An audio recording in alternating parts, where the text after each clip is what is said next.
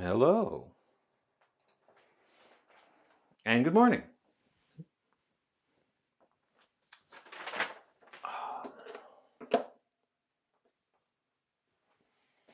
So,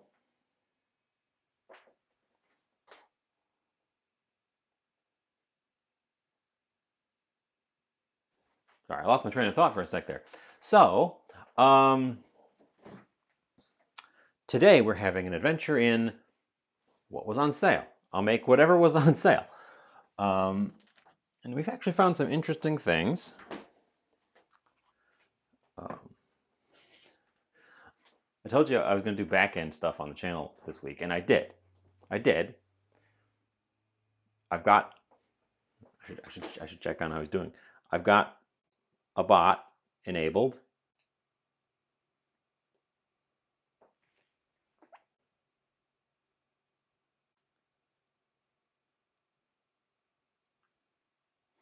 But I haven't actually put any commands into it yet, so it only has the default commands. Um, so not probably as much as I should have, but still something. Uh, so the two things that were on, the two main things I found that were on sale this week, or literally just yesterday, um, were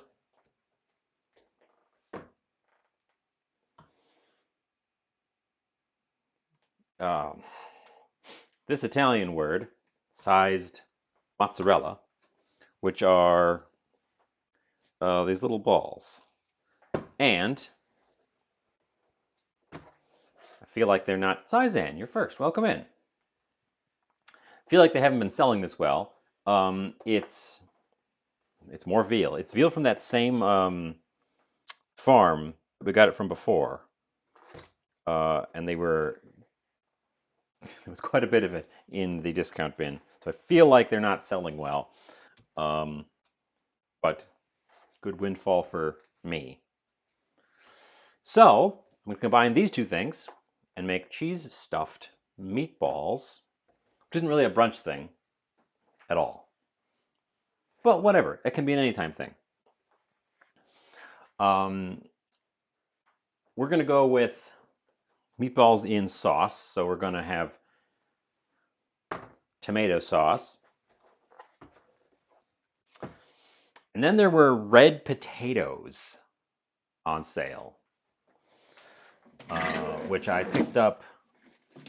Get them out of here. They're in. Here they are. These little red potatoes. Um, that one's looking a little bit gnarly. Uh, so something with potatoes. Something with potatoes.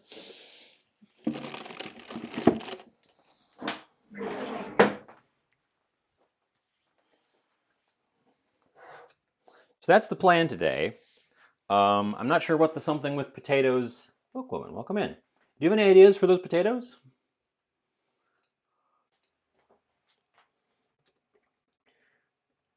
They were on sale, so I picked some up. I'm not sure what I want to do with them.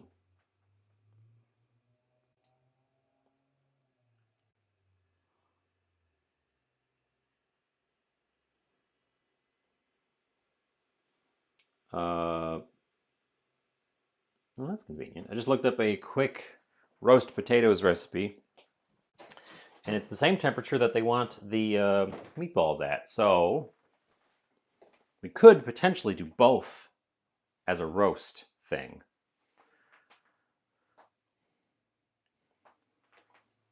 Uh, but yeah, so that's the general plan. I know I made meatballs. Did I make meatballs? Oh no, I didn't make them on the show. Last time I had leftover veal from that other thing I made. What I did with it is I made meatballs. Bob is not my uncle. Um, but I made meatballs. So you haven't seen. I tried making meatballs. They were not my favorite thing in the world. They stuck quite badly to the sheet pan, and I didn't do them in a sauce. They were also very rich, perhaps too rich. Um,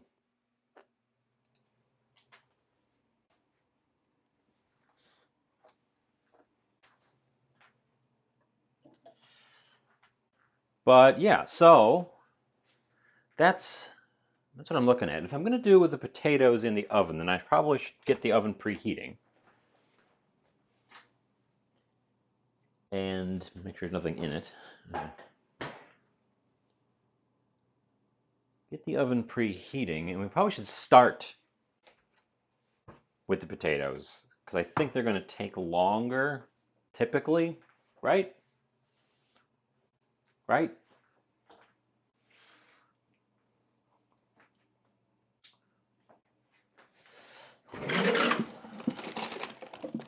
So let's get in there.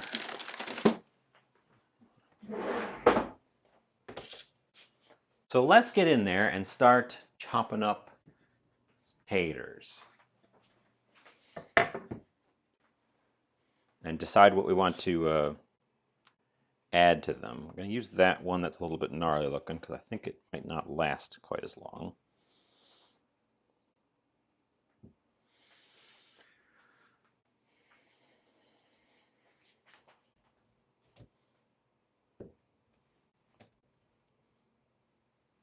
Yeah, I'm not sure why red potatoes are on sale this time of year. Potatoes don't feel like a late winter crop to me. That should be enough for just me.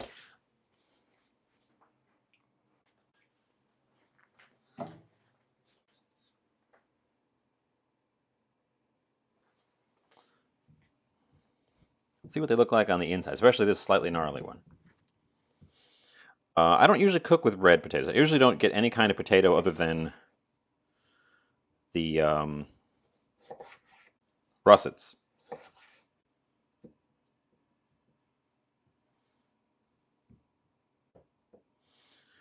My understanding is that red potatoes are a waxy potato and are thus better used for recipes where you want them to stay a little bit more intact and hold their shape.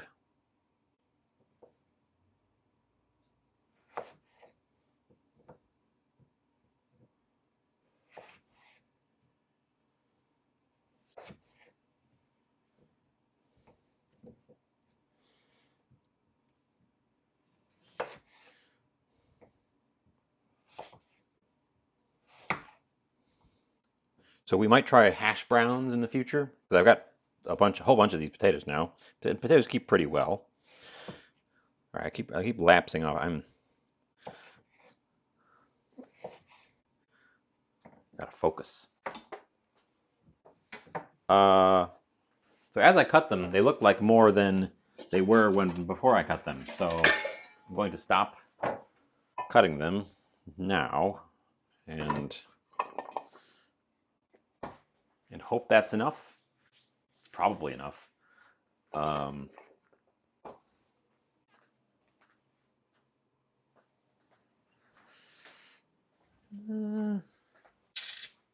These are small potatoes, so they won't take as long to bake or roast as I think I usually go for.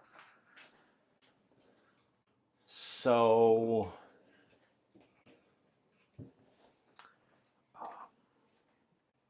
was anything else on sale that I can...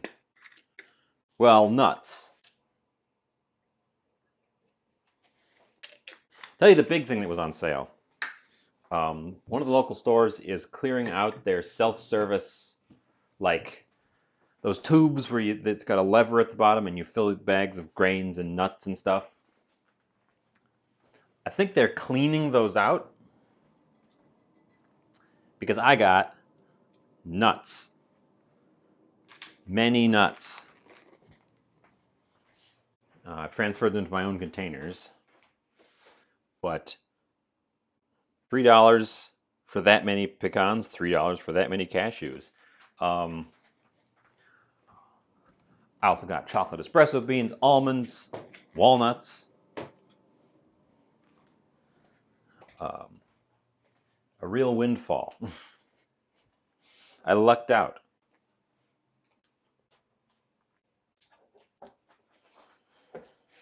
And to that end, I am planning, because I don't know if you're aware, Pi Day is coming up. And since I just got a large quantity of cheap pecans, pecan pie, for sure. I've never made a pecan pie. This is a perfect opportunity for Pi Day, and I've got the nuts available. That'll be next week. Also next week is St. Patrick's Day. And this might not work out because this is taking longer to thaw than I was expecting. This is something I got on sale a while ago. It's a brisket piece that was mislabeled. I don't know how they messed up the labeling on this so badly, but $8 for this yes, spankable piece of beef. $8 for this piece of meat was certainly some kind of labeling error. But they let me have it. But I froze it. Now I'm trying to thaw it, and it's taking a little bit longer to thaw than I was expecting. I wanted to have gotten it in the brine yesterday if we wanted to make it into corned beef in time for St. Patrick's Day. Or I was looking at pastrami, which also would take some time. So we might end up having a late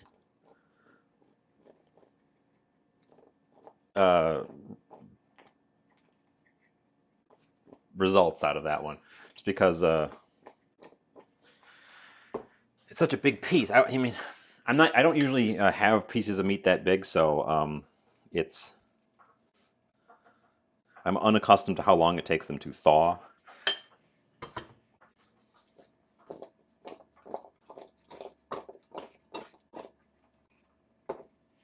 I'm doing this off camera, and I shouldn't be doing it off camera. I'm seasoning. So olive oil, salt, pepper.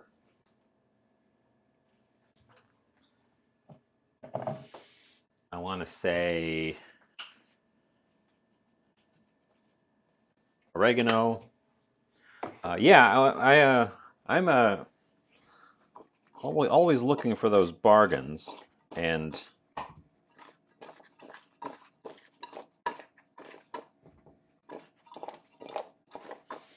when I find them, if you hunt around, you don't just rush in and grab the thing you want and rush back out. If you hunt around, you find some really interesting goodies hidden away at the grocery stores. I'm going to add some garlic powder to this. I'm going to make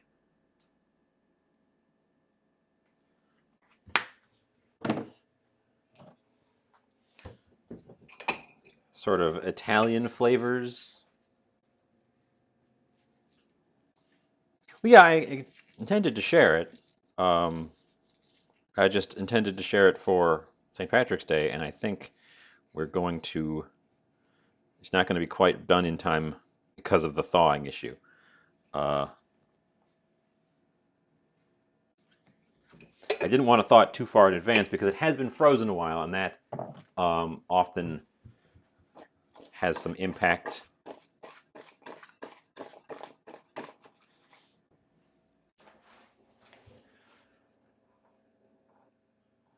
I didn't want to risk it sitting in the fridge thawed out for too long.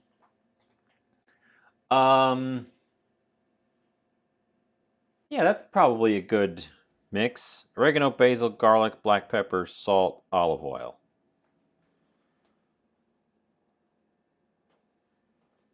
Put them on a pan and roast them.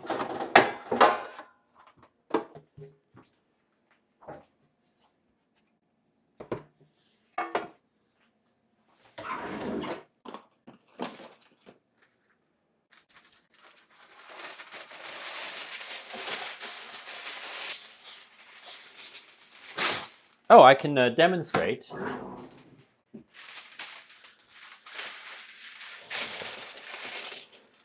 Okay, they're oiled, but I'm also going to oil the thing here. Hopefully the camera doesn't freak out too much.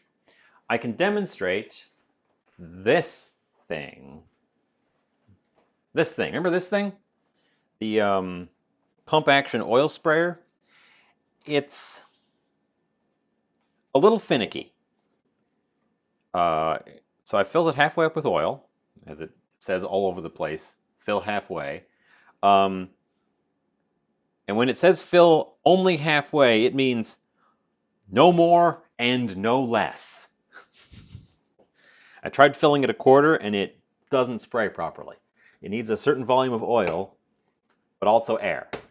So you kind of pump it like this until it resists like a squirt gun does, and then it sprays out. And the only thing I noticed is that it leaves a little bit of a, like, it works. It definitely works.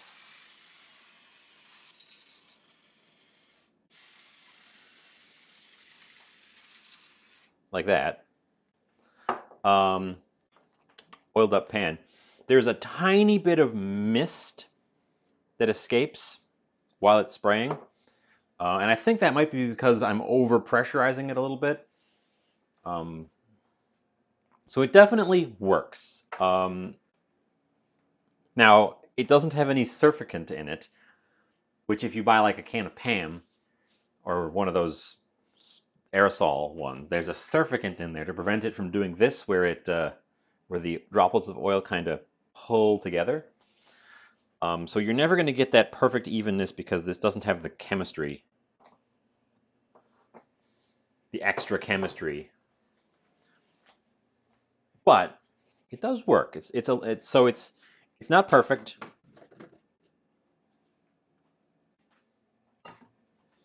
It's pretty good. Let's have everybody sit on their skin sides. So if you're waiting for my verdict on the thing, my verdict is it's pretty good. It's not perfect, and it has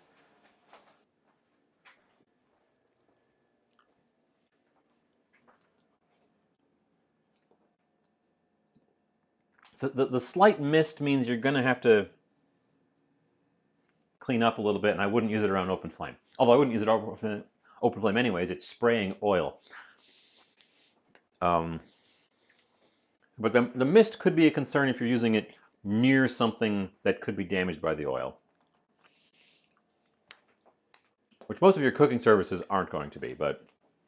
And then the fact that there's no serving it in there is just you're never going to solve that unless you make your own spray mix. But I like it for what it is. Now, what I have in here right now is the grapeseed oil.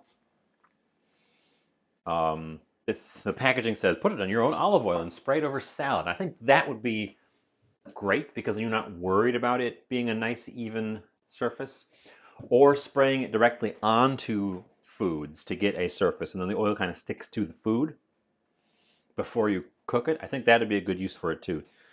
Spraying down the surface, it's a little iffy on. But I'm reasonably happy with it. I'm not ecstatic with it, but I'm reasonably happy with it.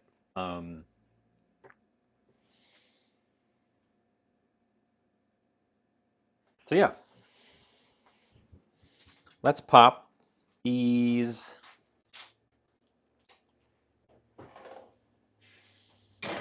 taters in that hot oven and move on to part 2.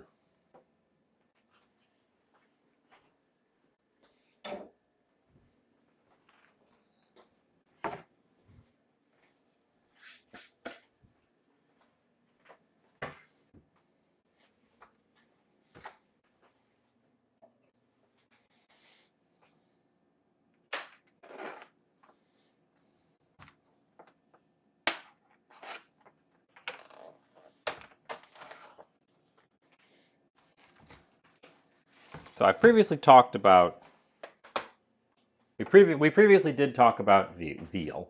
Ooh, moisten. Let me grab a fresh glass.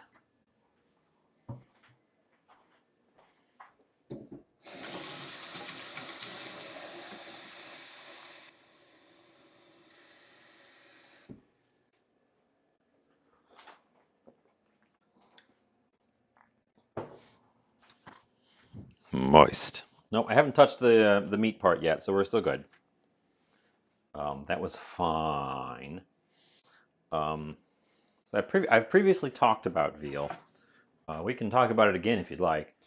I don't typically go for it, but this was being discount binned, so I went for it.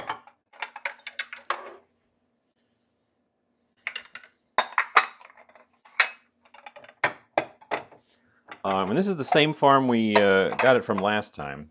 So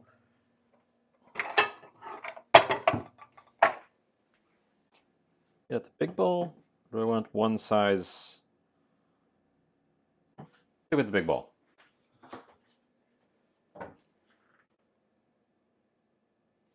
They're, yeah, I mean, nicer. It is a ultimately a cattle operation. So it's never going to be sunshine and rainbows.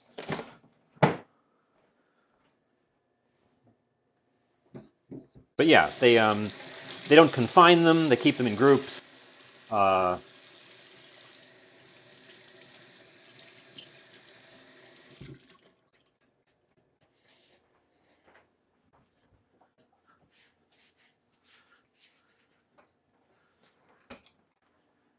they give them some outdoor space.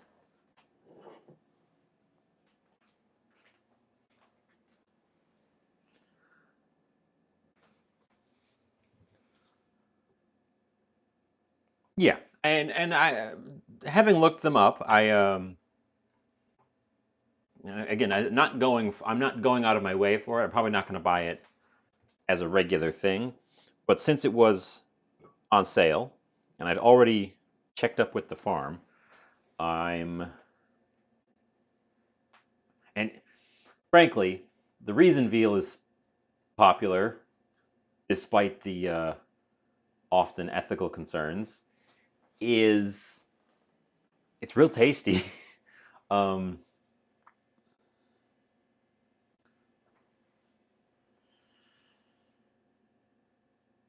so we're going to make meatballs out of it.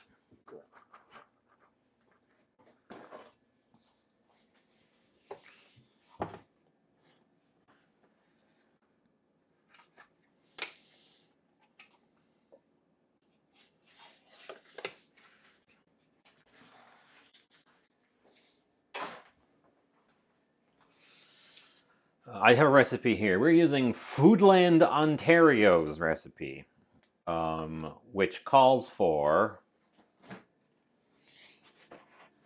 specifically, it's a veal recipe. It calls for a bunch of specifically Ontario things, almost as though the site was probably written by the government of Ontario, the Agriculture Board of Ontario, and they want you to use all Canadian, specifically Ontario ingredients in everything.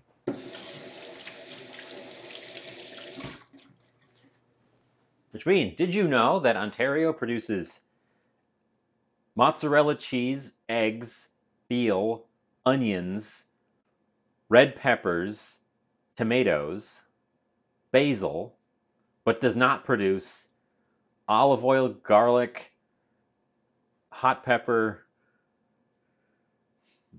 bread for some reason, um, or Parmesan.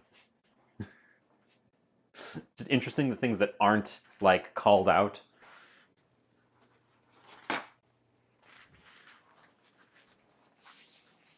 Clean up that little egg drip before I do anything else so it doesn't dry in place.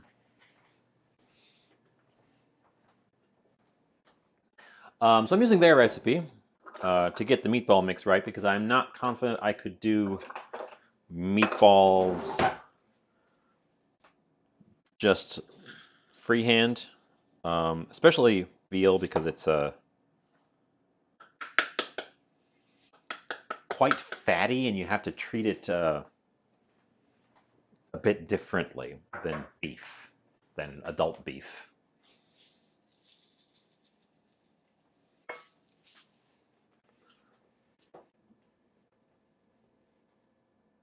Come on.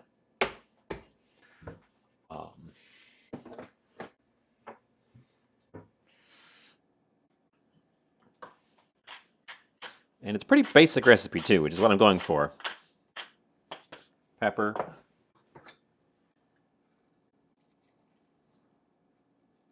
salt, again, garlic powder. It calls for dried Italian seasoning. I don't have dried Italian seasoning. I have the individual seasonings that go into Italian seasoning.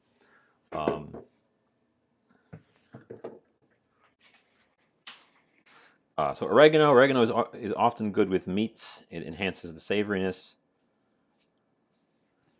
Just a little bit of thyme.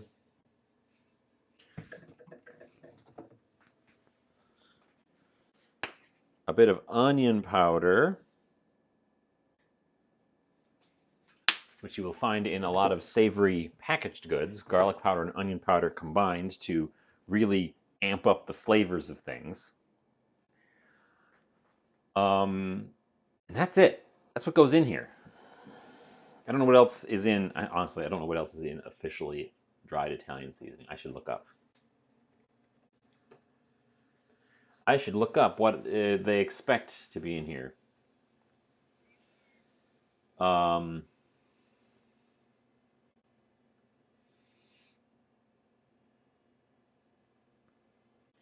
Basil, oregano, rosemary, marjoram, and thyme.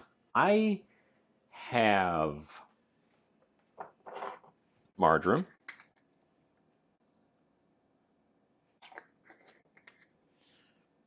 I don't have any dry rosemary. I only have fresh rosemary. Thyme's already in there. Basil.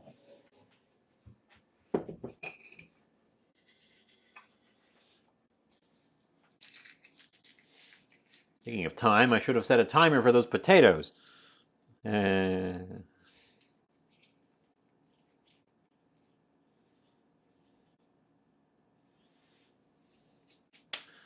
Basil, my own homegrown basil. Should we add fresh rosemary? That might overpower it with all these other dry spices in here. Dry spices are less pungent than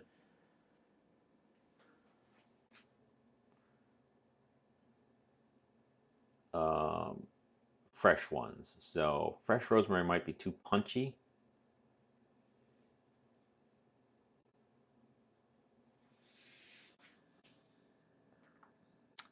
Um, Interestingly, this does not include any extra liquid. A lot of meatball recipes have you add a little bit of milk, and I think it's because this is such a juicy meat to begin with. Wow. Those potatoes are sizzling in there. Let me wash my. I have washed my hands a couple times, but let me wash my hands one more time, real quick, before I stick them in the meat. We're going to hand mix this.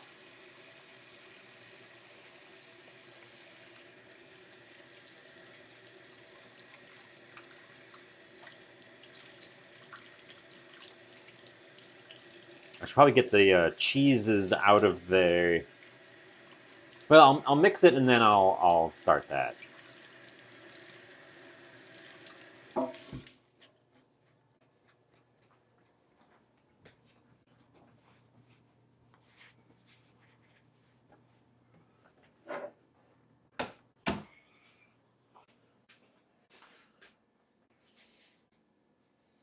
So, best way to mix meat is with your hands. A powered mixer will beat it up too hard and cause the proteins to sort of toughen. Especially this, because it was ground in a slab like this instead of in one of those vacuum packs. It hasn't been. It's a much uh, it, it's looser to begin with, and we don't want to tighten it up unnecessarily. We just want to get all of the stuff combined.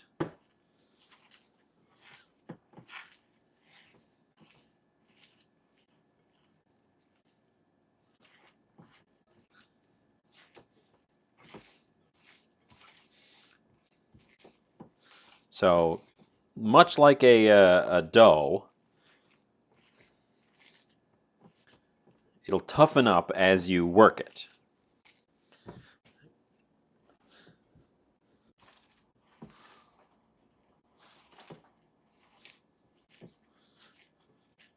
So work it as little as you can to get everything combined.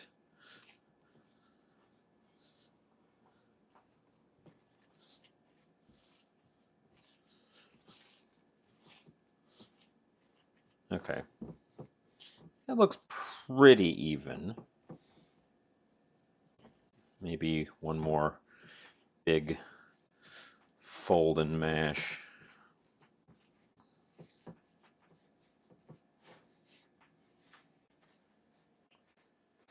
Now, I don't know the science behind meatballs, but my understanding is the bread is in there to absorb juices as they emerge from the meat during cooking. The egg is in there so that the proteins in the egg, when they heat up, will bind and help the meatball retain its shape.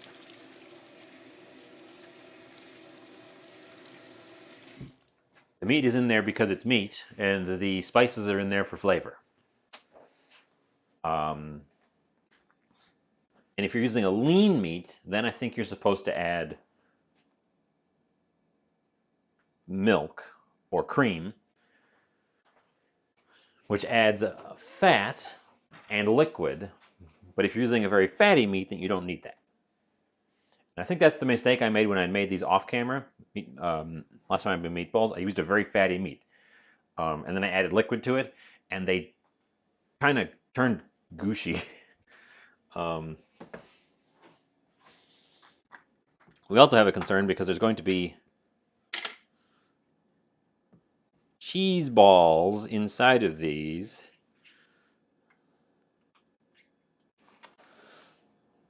Consume within 1 to 2 days after opening. So we're going to use as much of this as we can, and then I'm going to snack on it, I guess.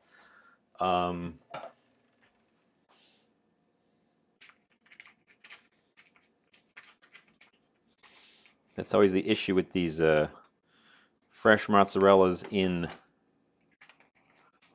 water, in brine. They make a perfect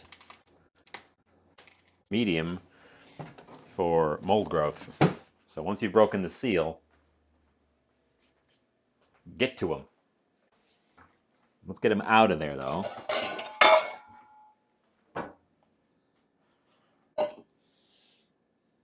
Let's see, they're little.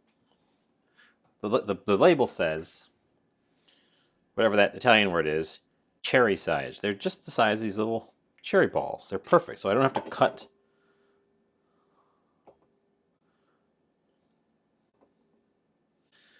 I don't have to cut a big slab of mozzarella into these things. I can just use little balls, which were on sale.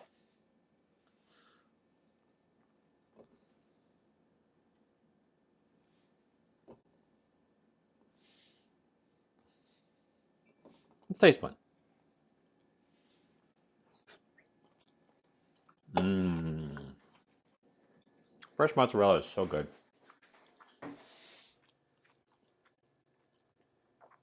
Let's not dump the brine out immediately. I might have, if I have extras, I'll put them back in the brine for later snacking.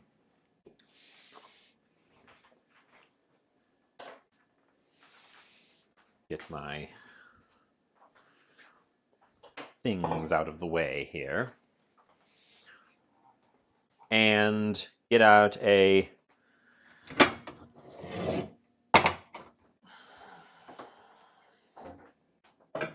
container to cook this stuff in. Or do I want to do them in the...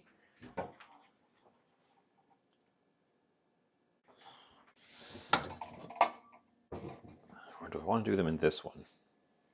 Is this guy oven safe? I think so.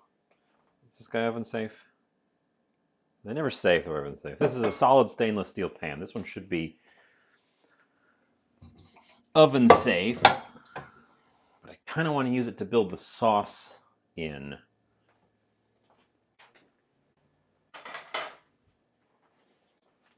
So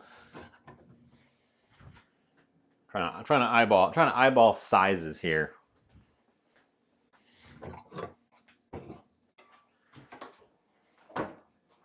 This is going to be my pan.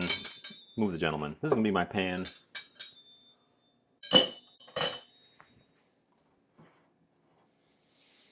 For baking them, which means I need to oil the pan.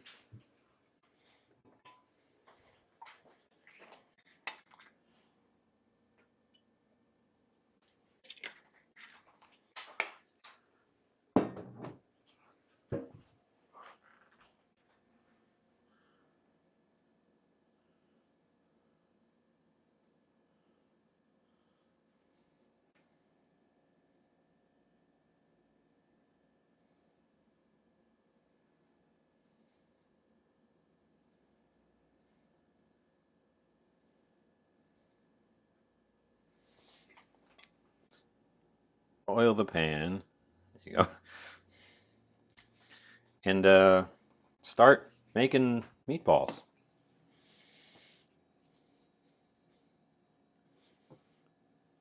So we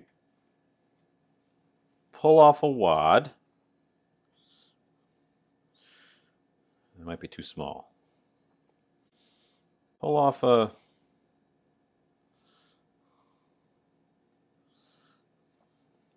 wad. Sort of form it into a disc, curved disc. Grab one of our cheese balls, hop it in there, and bring the top together.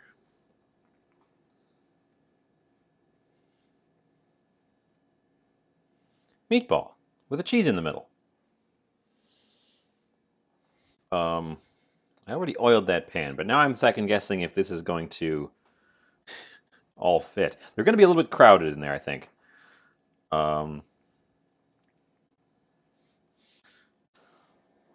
Maybe we should use the bigger pan. Mamma mia! That's a... They're not spicy. We could make them spicy. We're going to make a sauce. We could make the sauce spicy.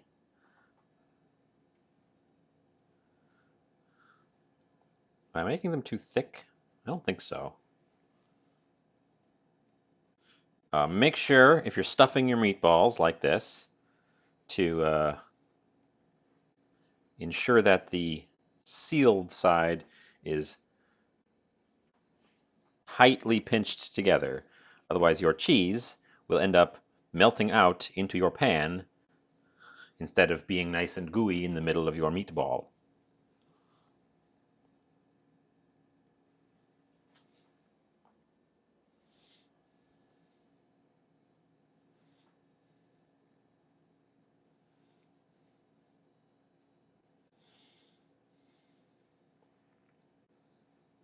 Because the goal here is obviously for these to be melty, gooey in the middle. Obviously.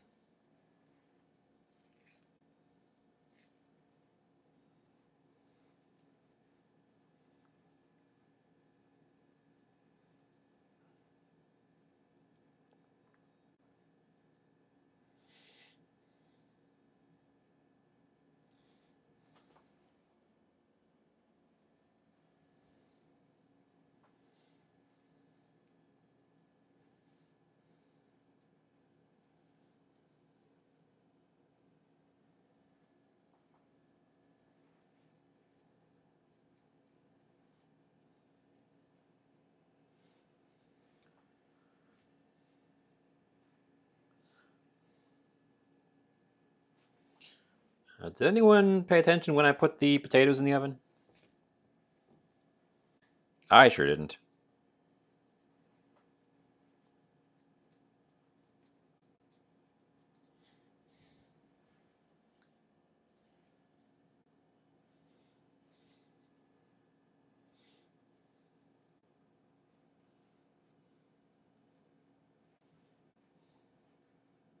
Nope.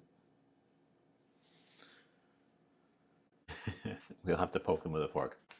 3 hours ago. That sounds about right. Oh, we have a new bot. And I haven't put any custom commands in, but some of the basic ones should be enabled. Try out exclamation mark uptime. One word.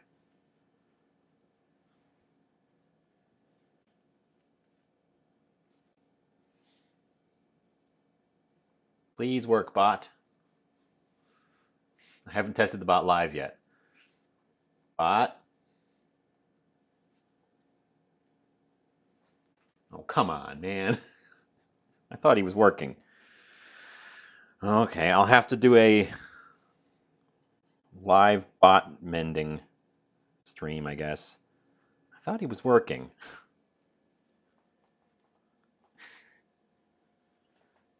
Well, that's supposed to give you the time that I've been live so far, but my hands are all meaty, so I can't go over to the bot panel right this second.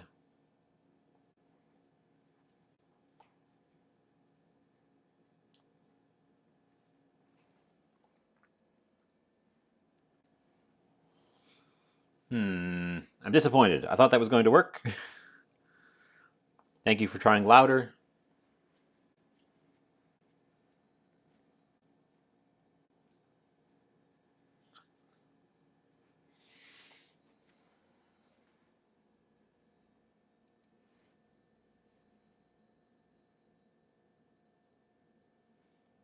Okay, it's okay if they're a little bit close to each other. They just shouldn't be literally touching each other.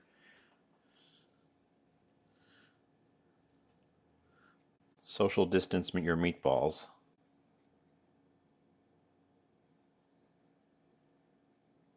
No, don't social distance your meatballs.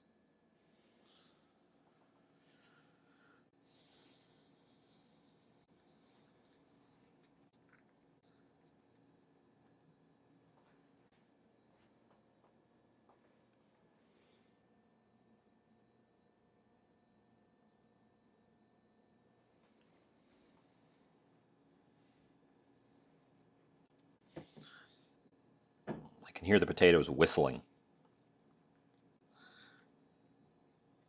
So as soon as I'm done forming these, we're going to have to go take a peek at them.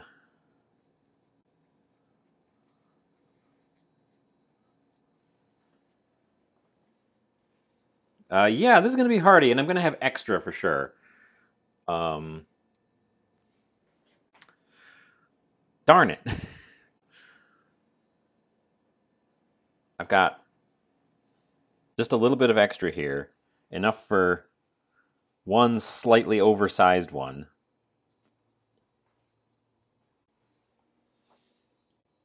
But it's not going to fit in the pan.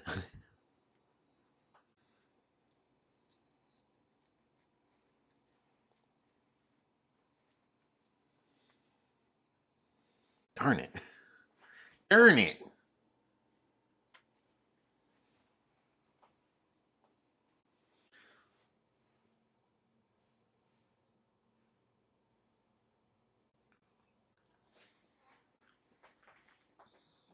Okay, cheese out of the way.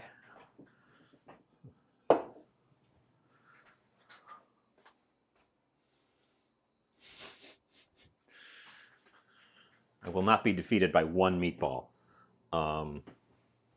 Let's see. If my hands are still goopy, I can still grab a pan as long as I'm planning to put that pan in the oven. So this guy Oh, and then I need to oil it. Okay. Wash your hands.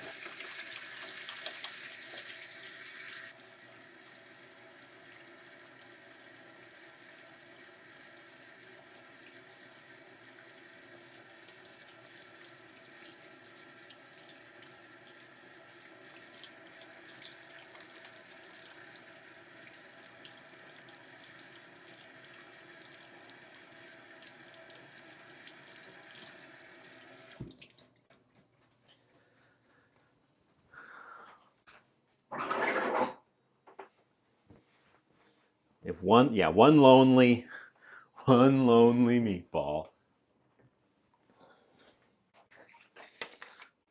Put it in my tiny saucepan by itself.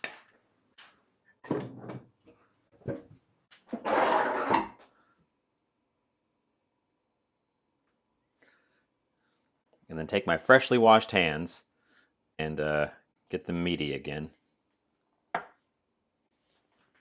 Okay. Meat bowl away. Hand wash again.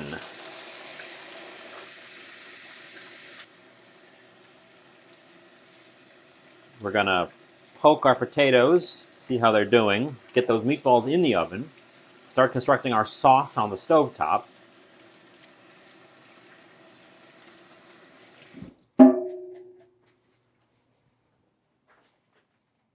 Did I put my towel away again?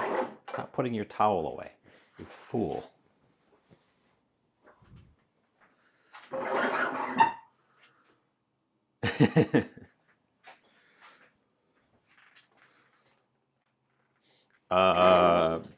Okay, let's get over to the stove. Grab our taters. They're whistling. They're a whistling. Here they look. Here's what they look like. Take a nice pointy fork. Poke. Fork pokes in easily. I think they're probably done. Oven at the same temperature.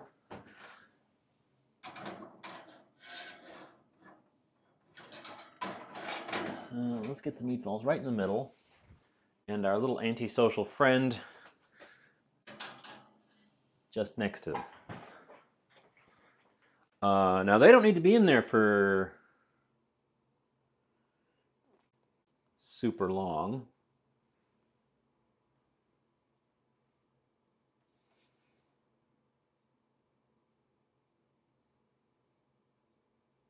Blah blah blah blah blah blah blah blah blah blah blah blah.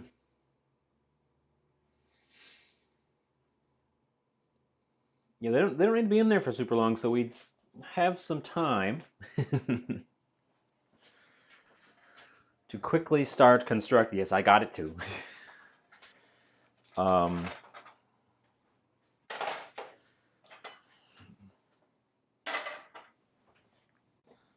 Sauce.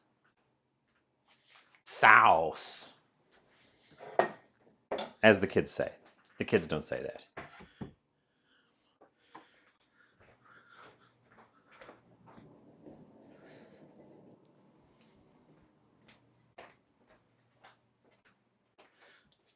Okay, I've got half a pepper. If you looked at my Twitter last night, or one of the places I linked the photo, the other half of this pepper was used then to make stir-fried paneer spaghetti, which would have been a great thing to do as a show, except that it only took maybe a total of 30 minutes, a big chunk of which was boiling the water for the pasta. And that was Italian pasta. That wasn't like a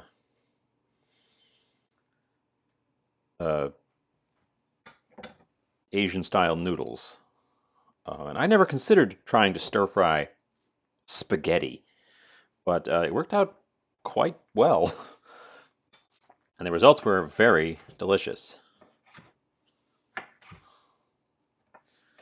But it means I have half a pepper, because I only used half a pepper for that.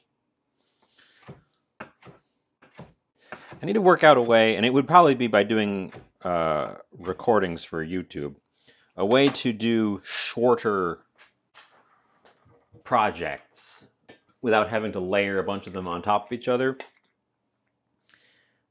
or without having to plan to transfer us over to do something else. Because I know not everyone is on board for hopping over and doing games, or cards, or Legos.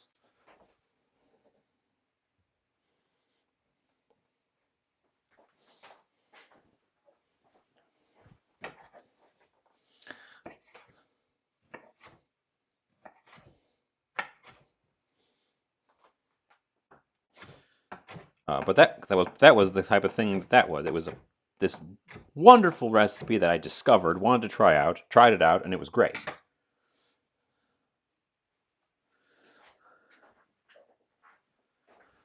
It was spicy, it was savory.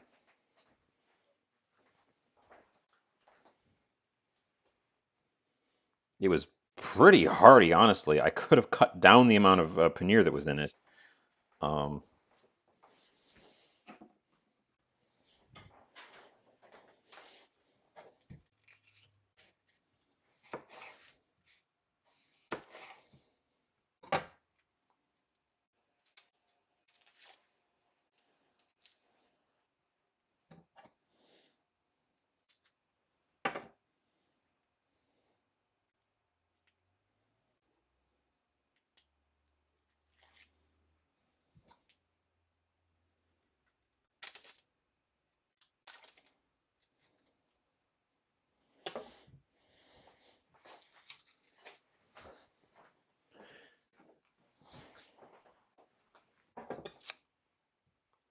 Paneer, if you're not familiar, is the Indian cheese that doesn't melt. So you can brown it, you can fry with it, you can stir fry it. I made it once myself, ages ago, before I was doing this as a show.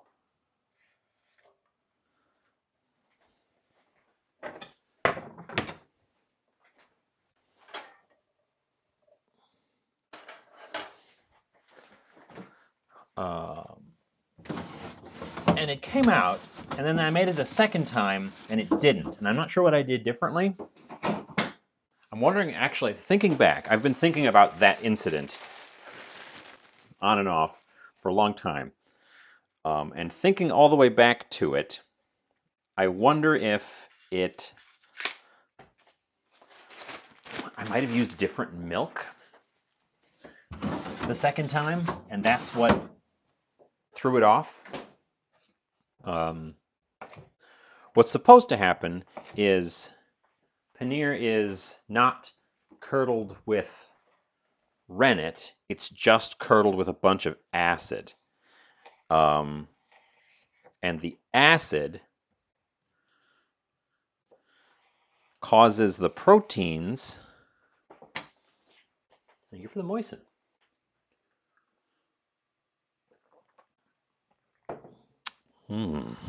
Moist.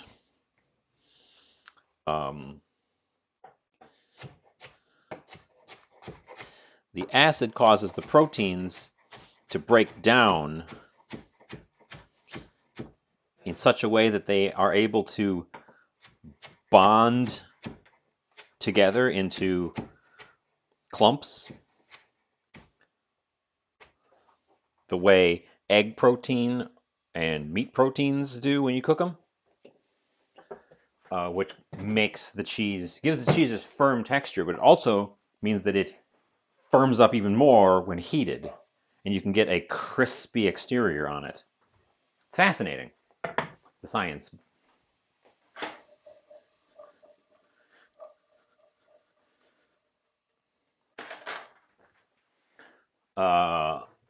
Onions, peppers, celery have gone in this pan with some salt. We're going to start sweating them off. I'm going to, while they're getting started, get some garlic on the go. Okay.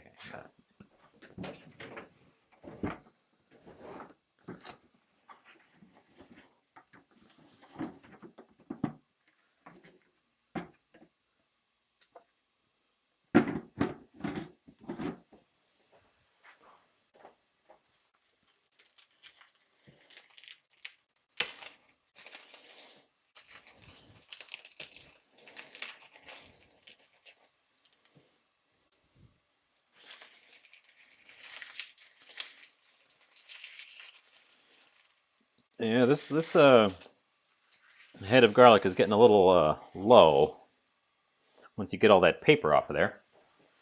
I'm not going nuts with garlic today.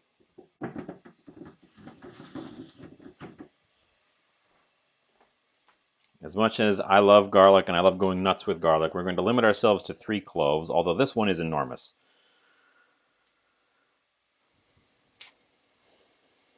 I know. Le gasp.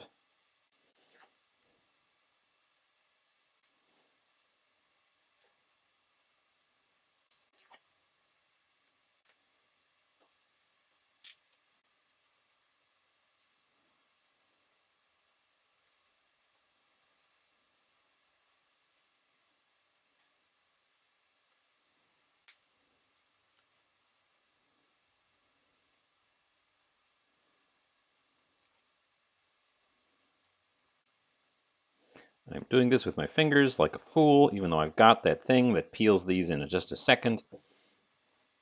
What is wrong with me? I've even called myself out for it. I'm still doing it.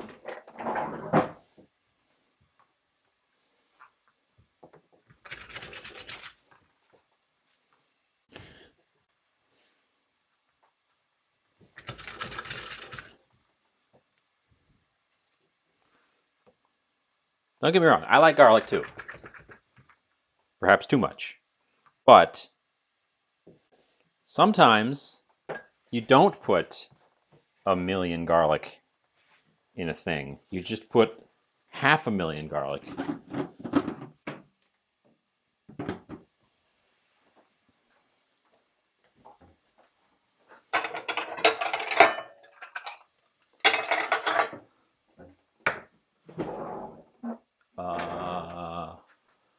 Oh, the grater is actually...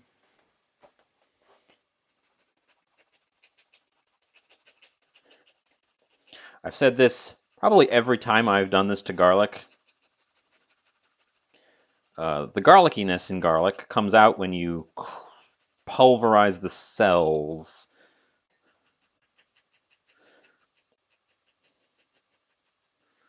So the more you crush it up, the stronger the flavor will be.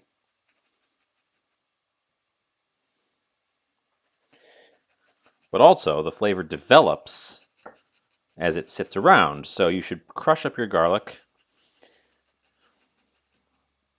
ahead of when you actually want to use it in order to enhance. Isosceles Jones? I can't see that emote. Welcome in. I'm making meatballs and sauce and potatoes. What is up? Good morning. Or good time zone.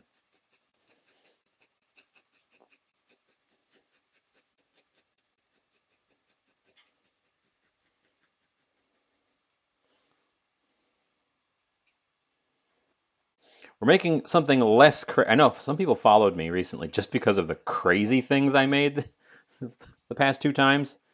Chocolate fish and fish cheesecake. Um, I'm making something a little bit more grounded this time.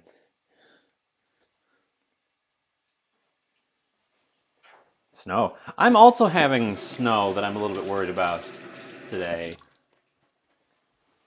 Let's push this stuff around. We're browning quite a bit.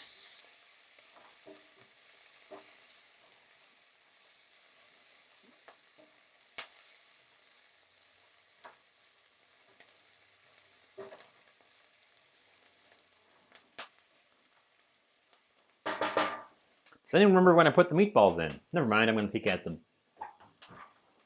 They're fine. Birdseed. I need birdseed too. My birds have polished off a lot of my birdseed.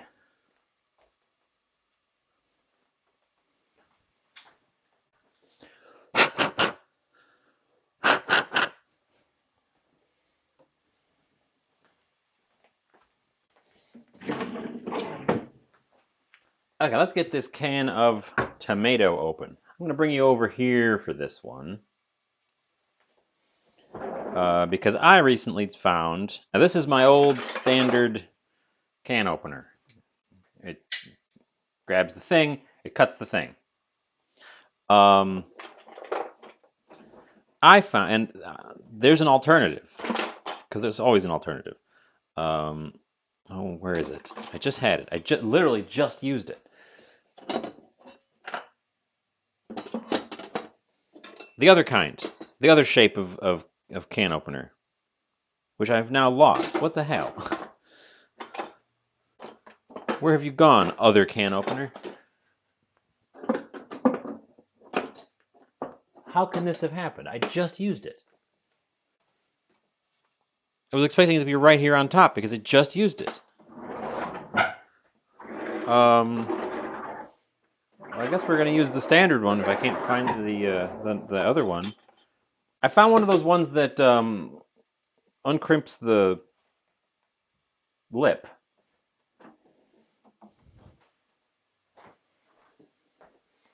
No, it's not in the clean dishes, and it's not in the dirty dishes.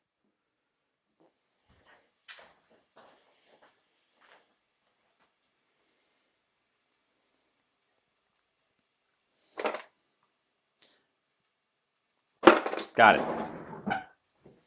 This one. I found it. So as you can see, there's no handle, there's no hinged grabber. There's just a little wheel. It's also not sharp. I can just stick my hand in there, and it doesn't cut.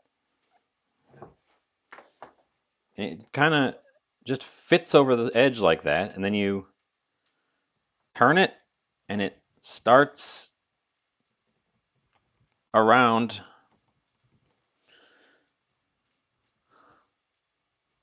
And it's definitely a little bit stiffer than the traditional kind that just cuts the top. But, oh, so if you're not super strong in the finger, might not be the option for you.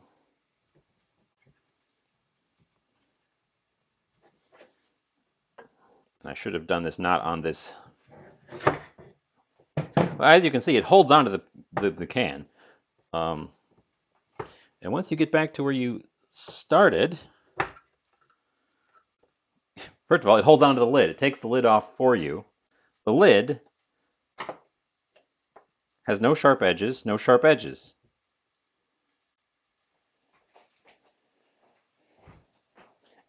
And in fact, the lid fits back on top of the can without falling in. It's neat. The downside being that it is noticeably stiffer when you're trying to actually open the can. I like this thing.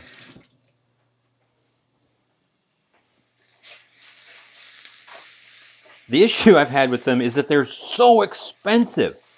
You can get a standard little hinge can opener for like $2. Or you can get one of these kind for like $20. It's absurd. It's absurd how much more expensive they are. But I found this one at Goodwill. So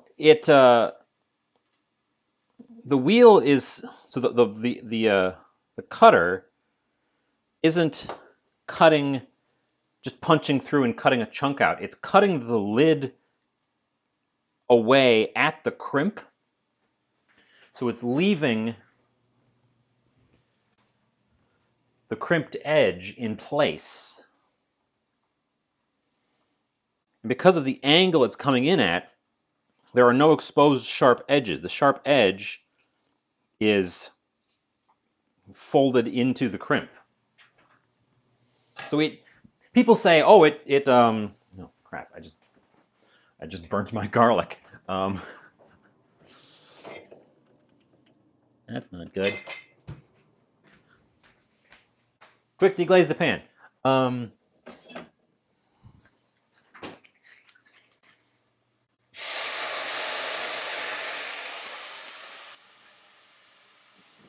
The pan might be a scooch too hot.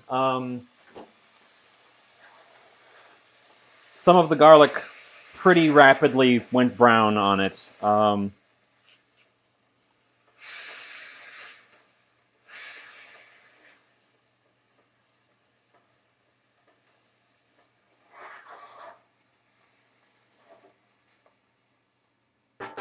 got distracted. So this one was a deal at Goodwill. They're a little bit more expensive. I mean, they're a lot more expensive. But also, the problem I usually have with these is that eventually the hinge starts to break down and they don't grab. As far as I can tell, there's nothing on this that's going to break down because there's almost no moving parts aside from the crank. So,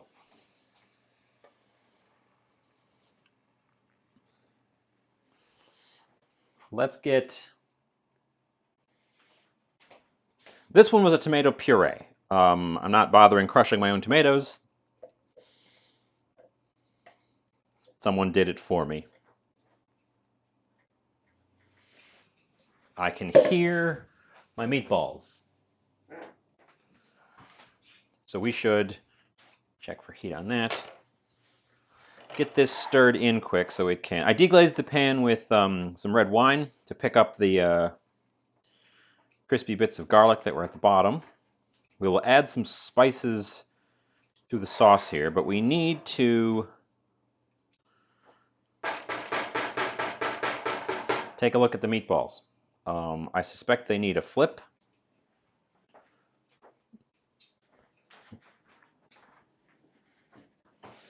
Or perhaps just a full takeout.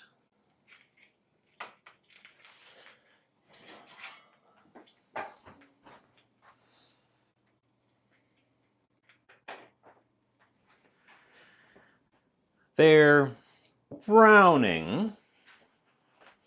They've developed a little foot on them.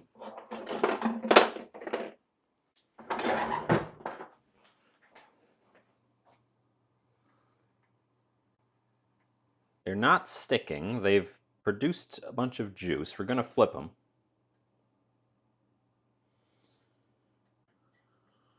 The not sticking is promising. A couple of them look like they've sprung small cheese leaks, but nothing big, nothing major so far.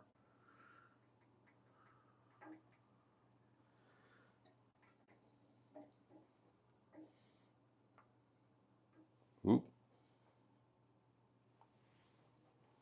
You see that bubble in the tomato sauce? Or was my arm in the way? A volcano bubble just... Oop, did it again. Uh-oh. That's going to be awkward. My tomato sauce is doing the mud volcano thing instead of the nice... Well, that one did burst. Okay. One of them burst a little bit. That's hot. And also, the one in the small pan stuck a bit more than the other ones. Okay. We are going to put them back in for a little bit. Not too much longer. They look pretty well cooked, and the cheese is starting to ooze out, so...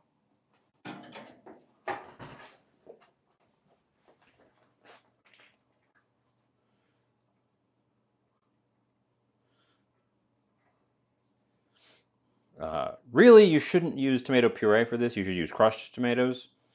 They'll break down as they cook. And won't give you that mud volcano effect until you've really thickened it up. We might even add a little bit of water here just to thin them out a little bit so they don't do that volcanoing.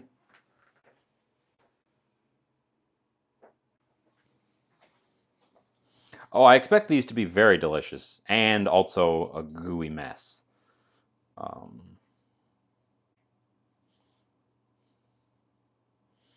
But yeah, same idea, Juicy Lucy. If you're familiar with the Juicy Lucy, we're angling for something like that.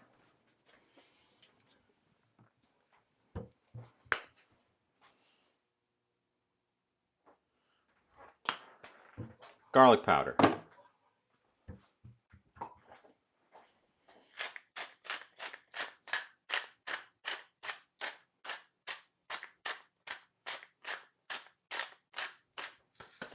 Black pepper.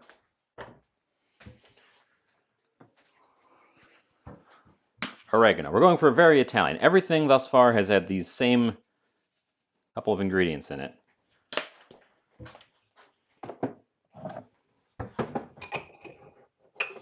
Basil, which I of course have to pulverize with my fingers.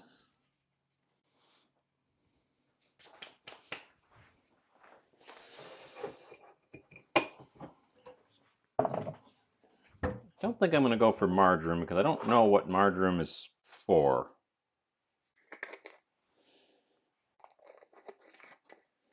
And I can't really smell it because my hands just smell like basil now. But, oh, we're volcanoing. Don't do that.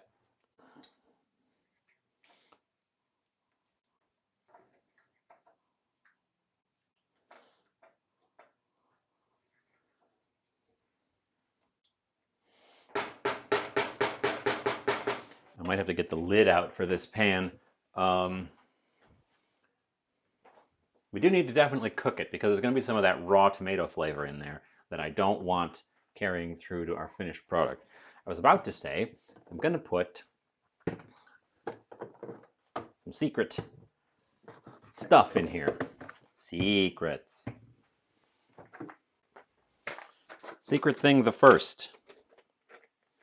Cinnamon. Oh, you're on the wrong. Cinnamon.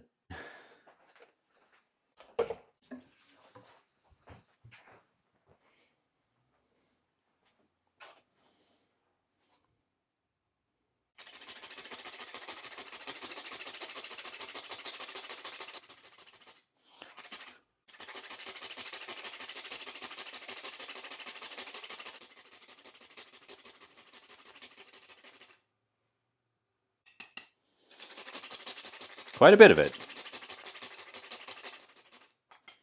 Okay.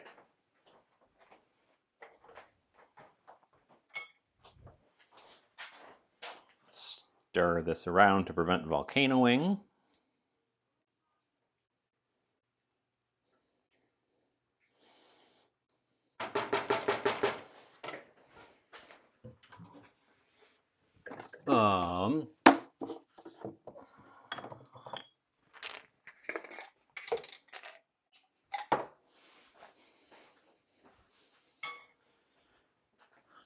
Nutmeg.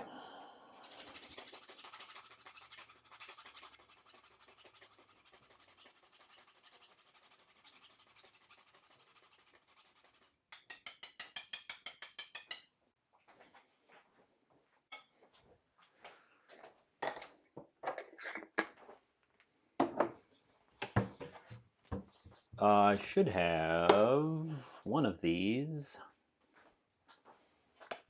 Mint. I don't have any fresh mint right now, so dried will have to do.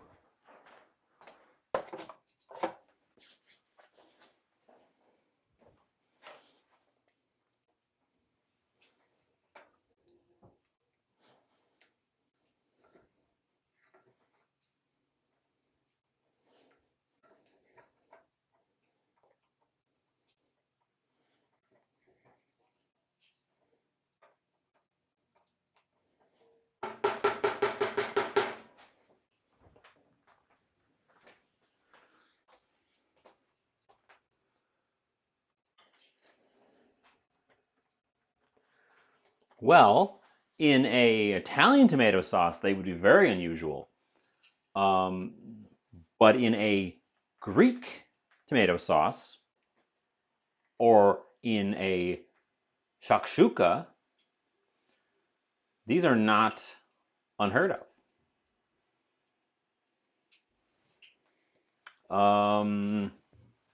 Let's.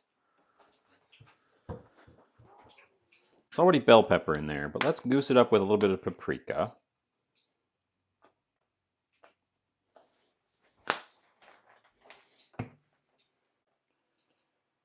And crush up a red chili and throw that in there.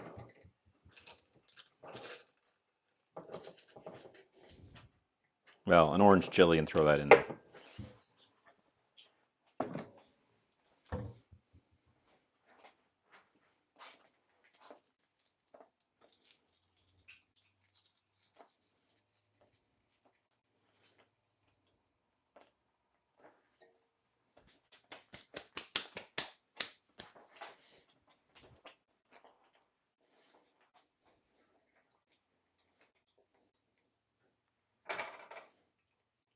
And then we'll taste it.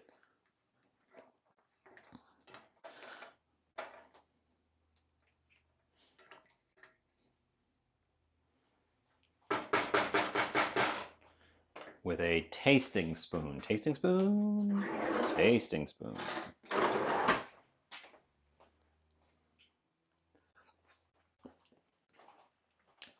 Still has some of that raw tomato flavor, but it's getting better.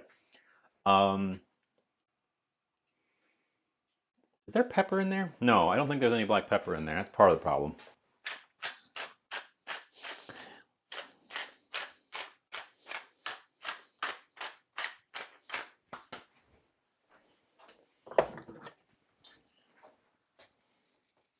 And a little bit more salt.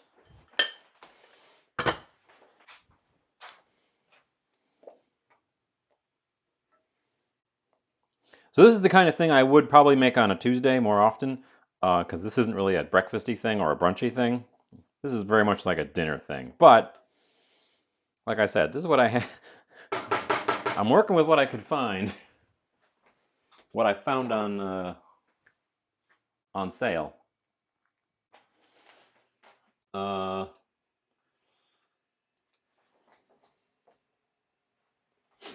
right, I got some of these spices in my nose.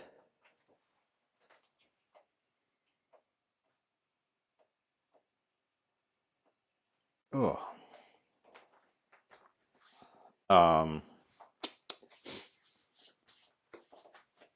Let's take another peek at our meatballs. Ooh, yeah, okay. The small one has ruptured, and I'm nestling them in the middle.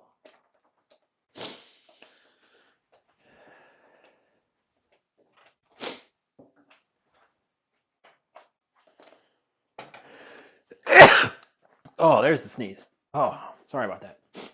Ooh. Okay. They appear to have all ruptured to some degree, which is fine. I'm going to let those cheese ruptures rest prominently at the top, however.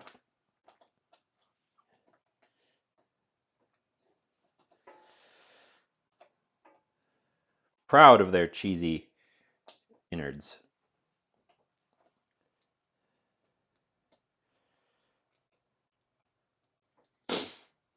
Whew. Yeah, I definitely got some spices up my nose.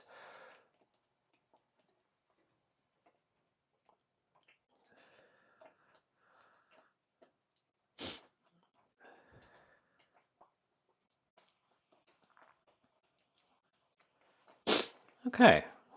Oh. Oh. Damn it. Sorry. Ah. I think I got a pepper flake up my nose. Selena. Yeah, whatever was on sale today. Whatever was on sale yesterday, because I didn't go out this morning, but... Oh, my paper towels. Excuse me a sec. I really need to blow my nose.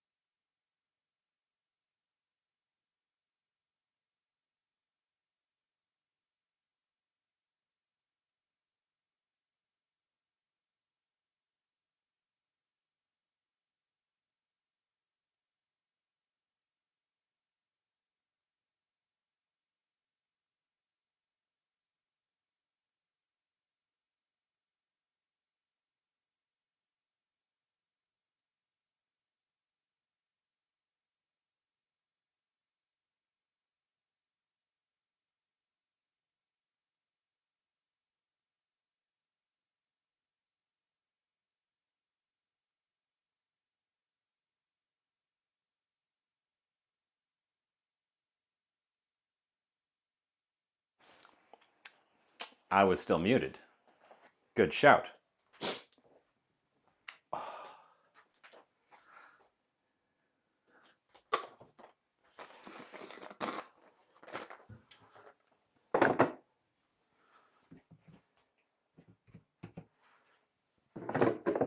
So yes, the things that were on sale for me were cheese, potatoes. I was talking while I was over at the sink. Meat. That can of tomatoes was actually on sale when I got it, but it just went in my cupboard. All right.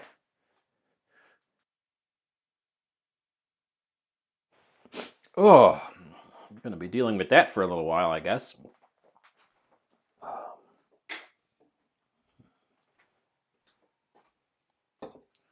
And we've got snacking cheese.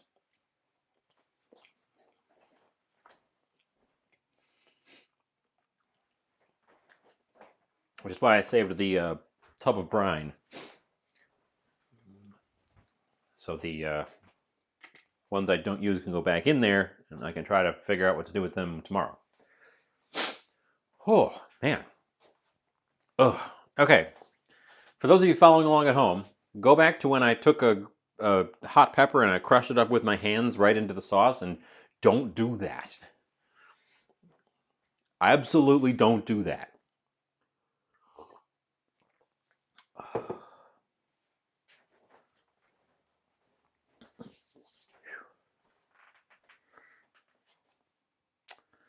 Um, you'll get hot pepper on your hands, and then you won't be able to touch anything. I must have just brushed my nose with my hand, and just blasted my. Ow! That one's still hot. I thought you cooled off. Not hot enough to burn me, but hot enough to make me go ouch. That one should have. Yeah, that one's still pretty warm too. What we have here is a mixture of olive oil and rendered fat. Whew. For some reason, the screen on my mic receiver keeps going to sleep, so I can't see when it's on and off. I just have to remember. Oh. Are the potatoes still hot? No, they are not. Which means they're going back in to reheat. Let's Get these cheeses back in their juice.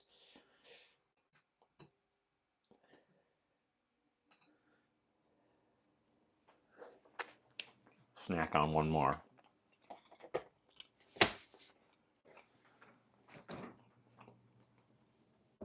I think we're coming. I think we're approaching doneness. Doneness today.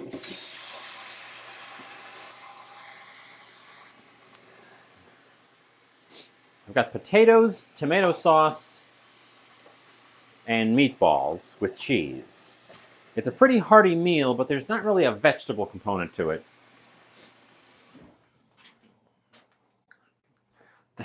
There weren't any vegetables on like steep sale. The thing I got on steep sale was mango. They were 3 for $1, so I grabbed 2 of them. I'm not sure what I want to do with them yet. I'll have to think about that. They keep okay.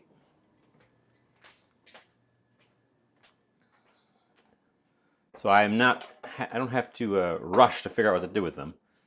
But I can't forget about them. So they were a great deal. They really were.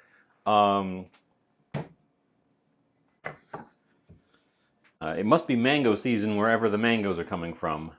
And I think they said product of Tanzania? Tanzania? So it must be mango season over there.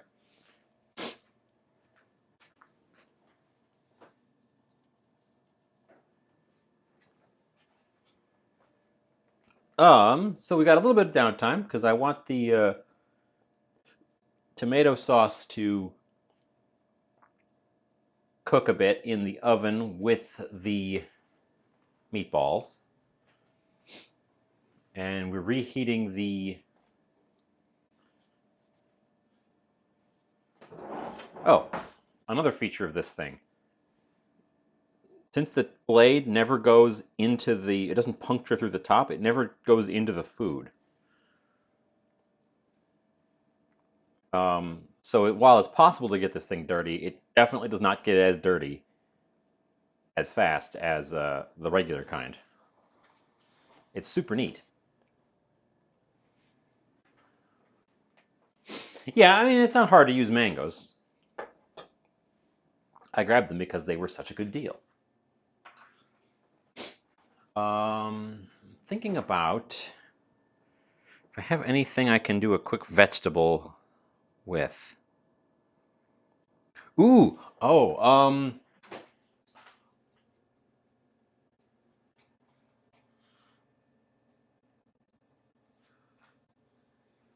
how long does that take? Ooh, that might be too long.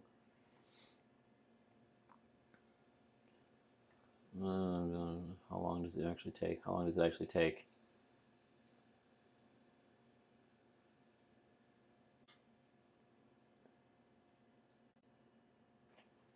Ooh, I've got some okra.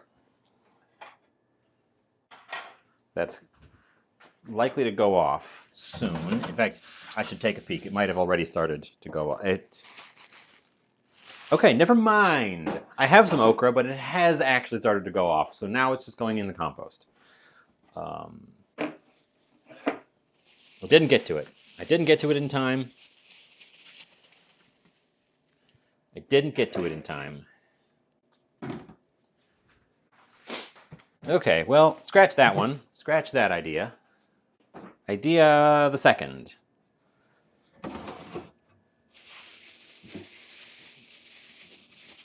That's parsley. I don't have any, like, vegetables. Well, I've got lettuce. I've still got some lettuce. I don't have any vegetable sides right now. A lot of vegetables aren't seasonal. Potatoes are whistling again. I think we're probably just gonna stick with the old American classic, meat and potatoes.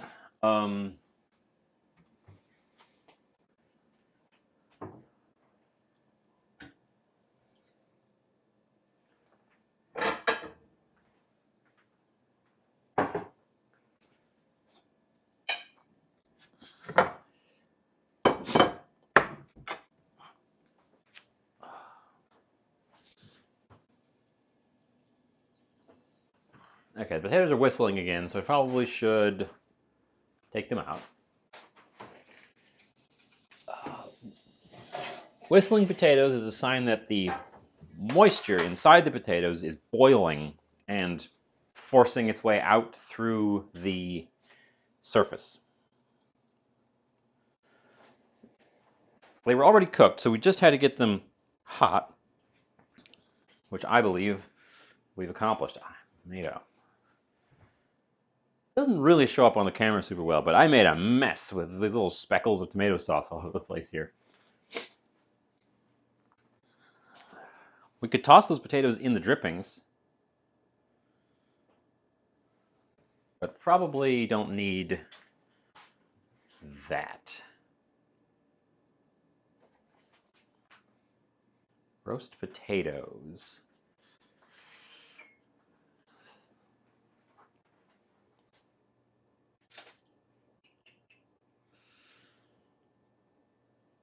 Okay.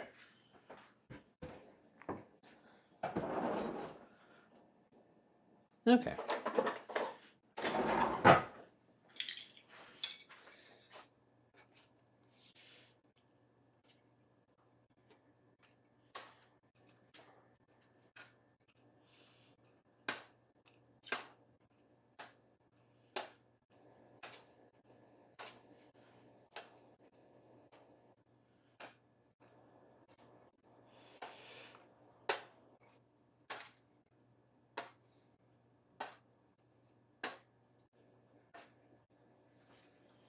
Perfect. They fit in the little ramekin just perfectly. Get the oily foil off of there, but then the pan should be mostly clean, just kind of hot. So deposit it to the side. Okay. Okay.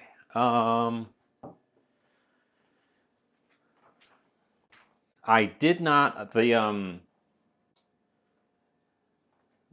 cheese was coming out of the meatballs already, so we know the meatballs were melted to the middle and the cheese was trying to emerge. We can take their temperatures, but I'm assuming because of the cheese that they were cooked through before I put them in the sauce. I'm going to blast the tops of them with the broiler for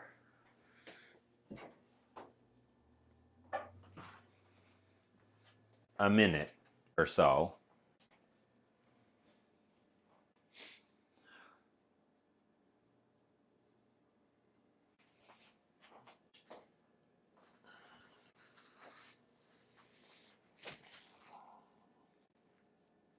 We could just serve this with a big slab of bread. We could just serve this with a big slab of bread. I've got some bread. We've already got a starch in the form of the potatoes. Bread wasn't on sale, so it's not really part of this everything is on sale dish. Oh, I almost touched my eye.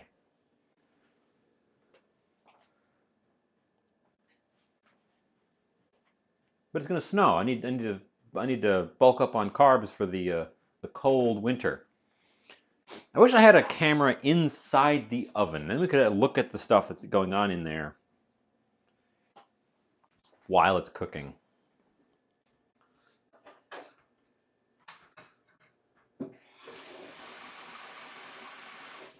Goals. Hashtag goals.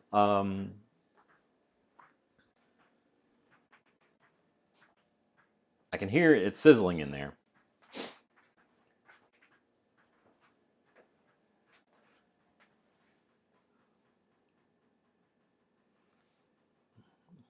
My oven doesn't even have a window on the door. Taters and meatballs is definitely enough food. I was just thinking it's an unbalanced plate. The quantity is fine. It's the proportions. But I don't have another thing to throw into it right now. So I guess we're not. I guess we're not adding a third thing. I will plate the meatballs and sauce pretentiously on this very large white plate.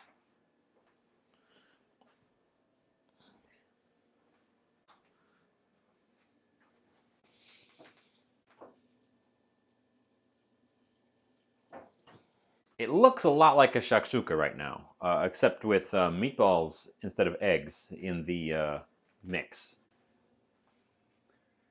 Did I make? I did. I made a shakshuka on stream a while back. That's a good dish. Shakshuka, delicious.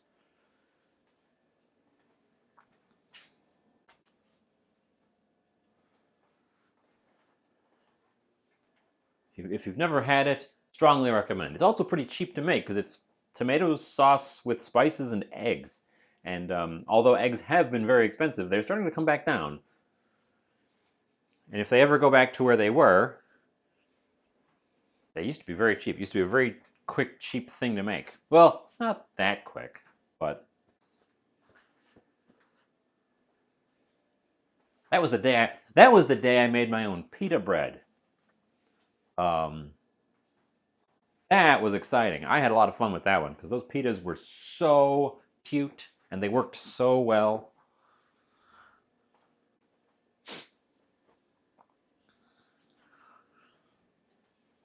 Okay. Um, broiler off.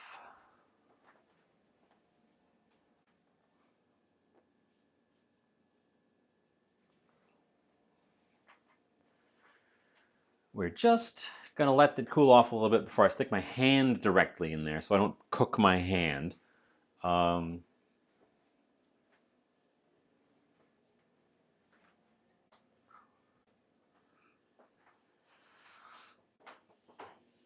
okay, the coil is off now.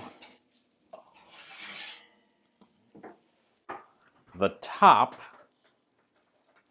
has become browned and is boiling vigorously on account of the heat. Oh, boiling vigorously also on account of the fact that that burner is still hot because I forgot to turn that burner off. Okay, well, we're not putting it there because that burner is hot because I forgot to turn that burner off. Let's taste it. I'm actually going to test the sauce for. The sauce is a little bit greasy. Um,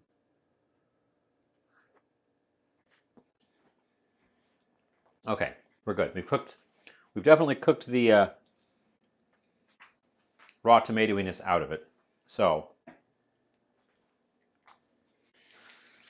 I'm going to bring the plate over to the pan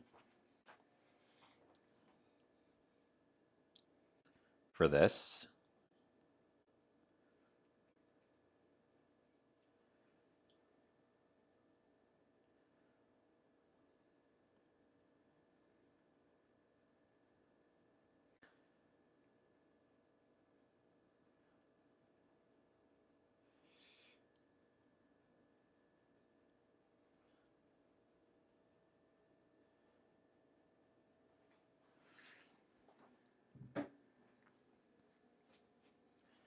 Because the pan is super hot. We're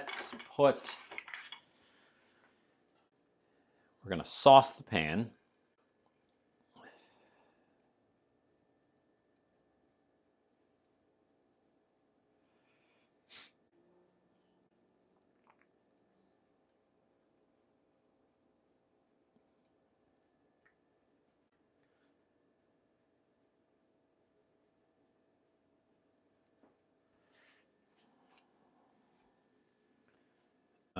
Keep the spoon handy. I'm going to need it.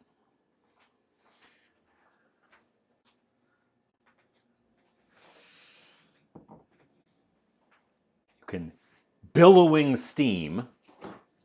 We're billowing. We're not just venting steam. We're billowing steam. Where's my parm? parm.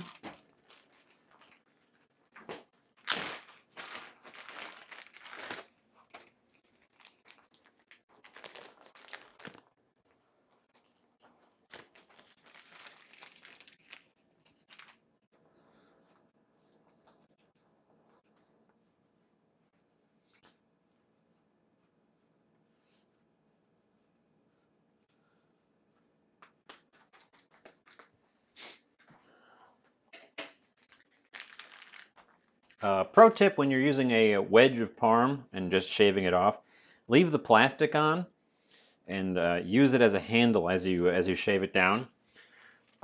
Because every time you touch the surface of the cheese, there's a risk that some microbe from your hand will jump over to the cheese, and then you'll have little spots forming on the cheese.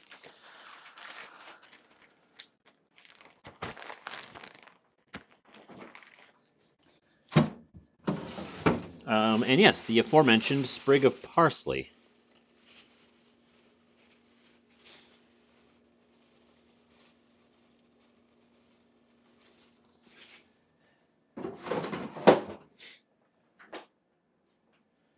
We could ring. Oh, that's an interesting idea. You make one dish out of it?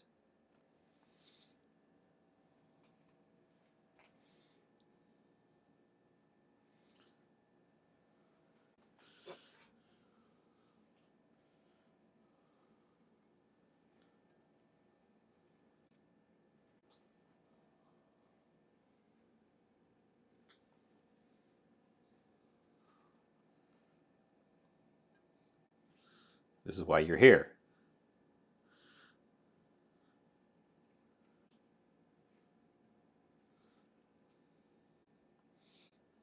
And the only reason. So I can steal ideas from you, claim them as my own.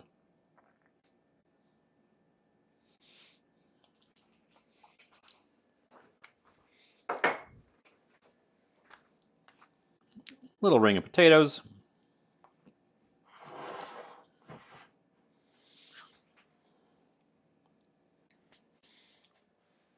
Yeah. I don't know that it's traditional style. Meatballs in sauce served as is. That's an Italian way to serve meatballs.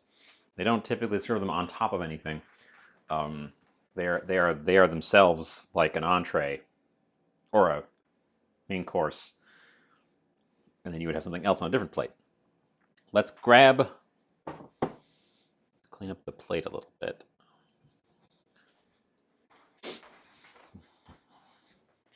Grab our photos for posterity. Once again, I've deposited my camera in the other room, as usual. I'm pleased with how the meatballs held. Last time I tried making meatballs out of veal, they didn't hold together very well.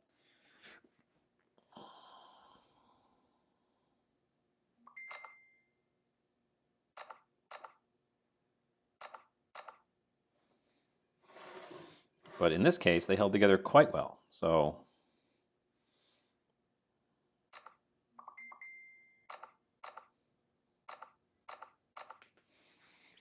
okay, let's get in there while it's still hot and try to get that gooey cheese.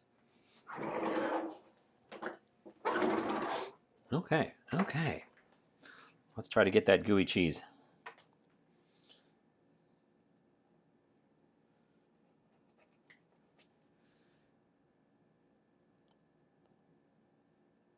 Cheese stretch. Awesome. There's not quite enough cheese to make a really epic cheese stretch, but cheese stretch.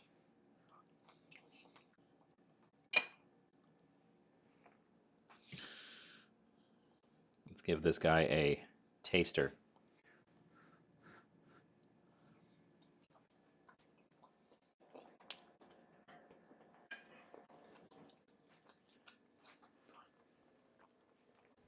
Okay, it's hot, but it's not destroying my mouth with heat. So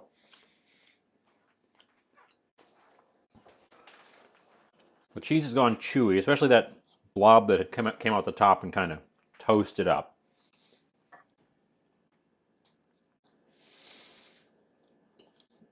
Have a piece with a little bit less sauce. The sauce is strongly flavored, very tomatoey. Mm. The veal has a relatively delicate flavor, so drowning it in sauce is probably not the best option. So rather than take a bite and dunk it in the sauce, just accept whatever is already stuck onto it. So it has a delicate flavor and this faint, almost sweetness, the way like lobster has. Um, even though I didn't add any sugar to it. Um, it's quite fatty, but we did cook them for a while, so they have. Honestly, they may have been cooked a tad too long. They're a tiny bit drier than I was expecting. They're not dry by any means, but we may have overshot a little bit.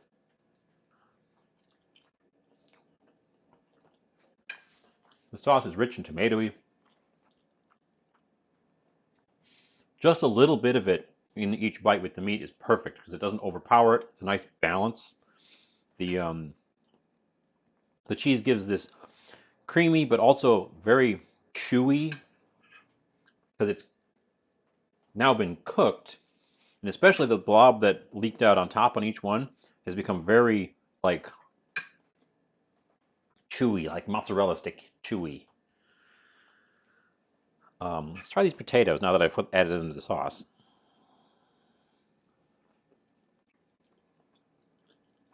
Mmm. Mmm. Potatoes are well cooked. Um,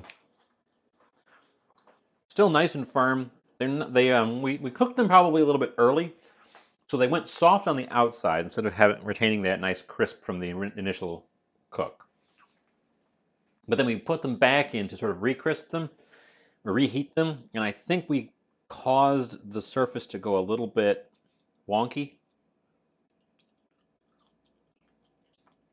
They're nice and tender on the inside. There's just this sort of thin.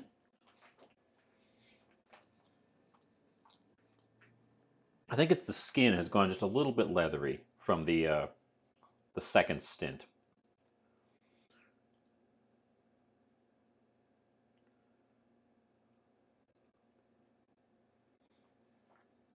Oops. Um,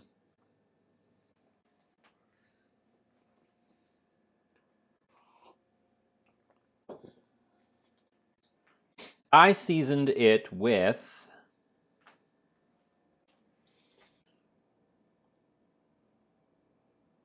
oregano, basil, thyme, marjoram, black pepper, salt, egg, panko. Um, I didn't use a ton of seasoning in it. I wanted the meat to.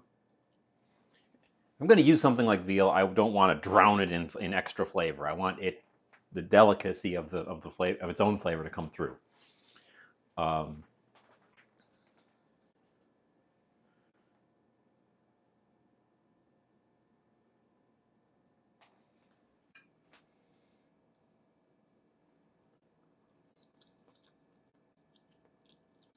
I feel like the potatoes need something.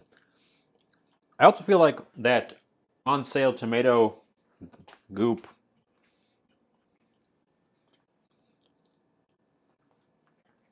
might have been on sale because it's slightly old. Warder, welcome in. I'm in the tasting process.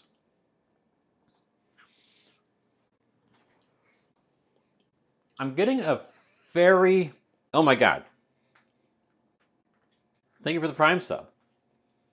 The sub that you could take anywhere on Twitch if you so chose. But you've come here and thrown it in my face. Thank you so much. Clearly my bot's not working. We'll tinker with that. I still haven't set up sound feedback because I don't have the hardware for it. But okay. I'm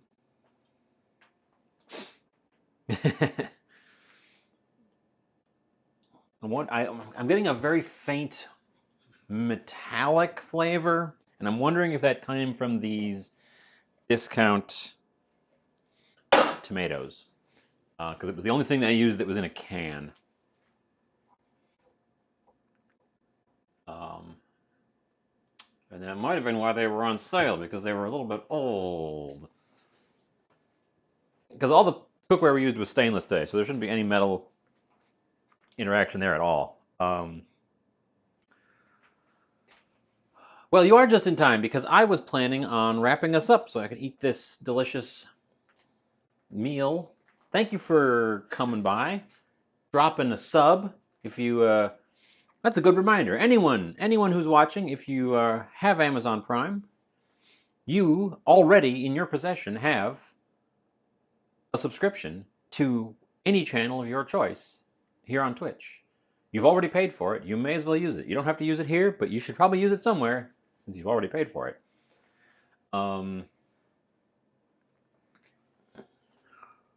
I'd appreciate it if you used it here, of course, but I get it. Let's see who's on, because we are coming to wrap up. Violet is still on. Violet rated us last week. Violet's been on the front page all week. What is, let's see, that's just a cat. That's just footage of a cat. It's Shelly playing. Shelly says she's just chatting, but she's playing something.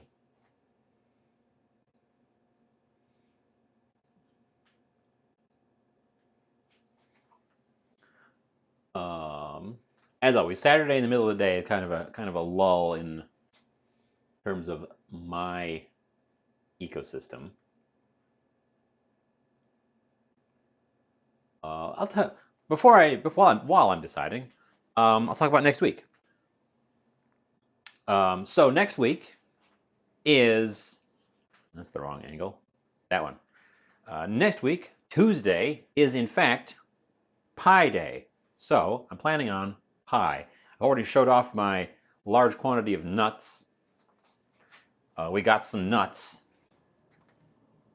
I'm getting them again.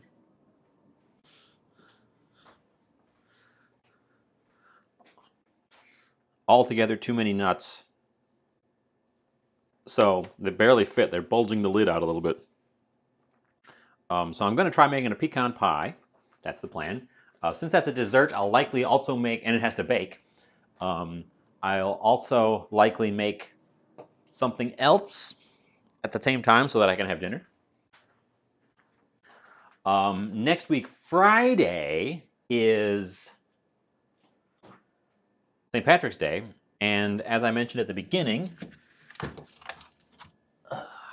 I was hoping this guy would be thawed out in time that I could get him brined up for that, but he's not rock hard, but he's still very solid. So that might not work out, but we will give it a go. We may put off that.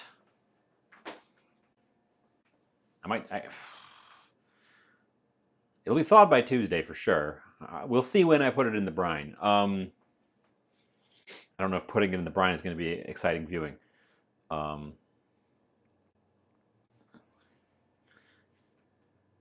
I could quick thaw it in water. I was just hoping it would thaw on its own. We'll see how that works out. I may have to do something crazy like green something green. So that's the plan for this next week. I'm going to have to figure out why that, I thought the bot worked. I'm going to have to do some live test on the bot. So I guess stay tuned for that. Um, set stuff. I thought it was set up.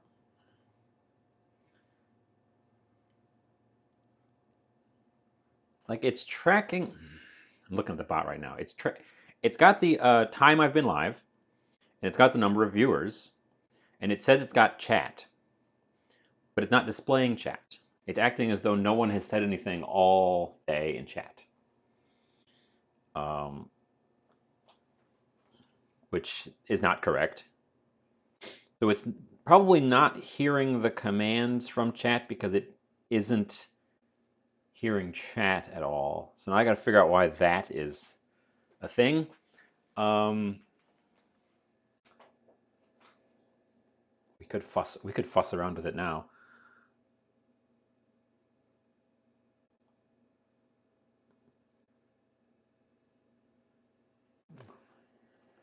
It's got the stream preview of me.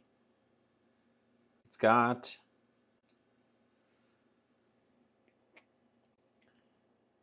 me connected.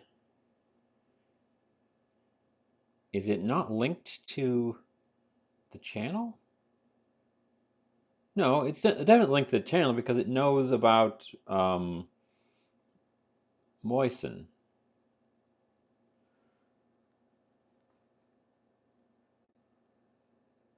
Oh, there's an ad playing.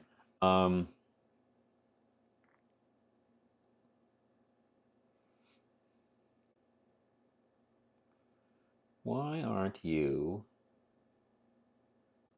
connecting to the live channel?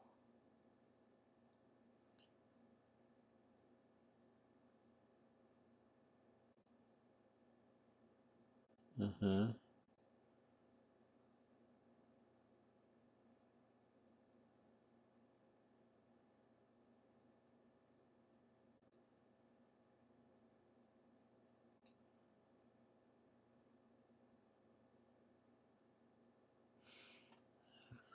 This is going to be uninteresting, but I should probably do this while I've got somebody to interact with it.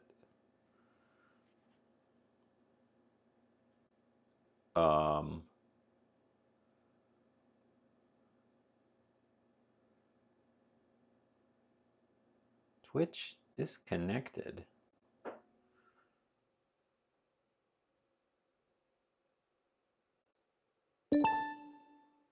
Bading. Dashboard. Oh, now it's populating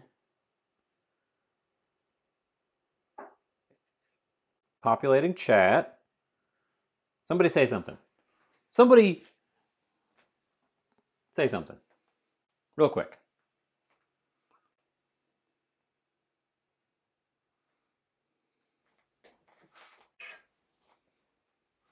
You can have another bite while I wait for somebody to say something. Butts. Butts! It showed up! Okay. Try exclamation mark uptime, because that's one of the default commands. That should work. Bam! Okay. So there was a toggle that I didn't know about. Weird, because it connected to the account. It just didn't connect to actual Twitch. I don't have butt time, but we can figure out what that's supposed to do and add it. Now that I've got this working, now that I've figured it out. Okay. Nice. Nice. Okay. That means I can add stuff to this. Now we can do ideas. We can anything I want can go in here now that it's working. Okay, I do want to actually wrap us up though. So thank you for helping me work out what was wrong with the bot by sticking around long enough to say something when I needed you to. Who shall we raid today? Who do you think? Suggestions are always welcome. Otherwise, I was leaning towards Violet rated us last week. Was that last week or the week before? I lose track. So I was thinking of rating her back. She's been getting on the front page lately. So she's got tons of viewers, which has been crazy. She had 6,000 viewers one day because she was on the center spot in the front page carousel. It was crazy. Um, so sure. If you're not familiar with Violet, she does a lot of art these days because she's got a integrated collectible card system in her channel, and she draws all the art for her collectible cards live on her channel. Um, right now, she's playing Breath of the Wild. A lot of people seem to be playing Breath of the Wild in anticipation of Tears of the Kingdom coming up this year. Um, that's exciting. I've been thinking, because there's cooking in Breath of the Wild, I should play Breath of the Wild and then make the recipes from it. But it's a Nintendo game, so it never goes on sale, so it's still $60. Um, but I thought that could be cool.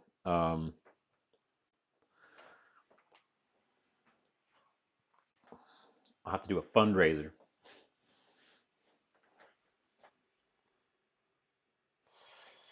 Tell you what this bot doesn't have is a raid countdown. Or am I not counting down? No, I'm counting down. Okay. Anyway, I told you about what we're doing next week. We got the bot working. Thanks for hanging out. See you next time.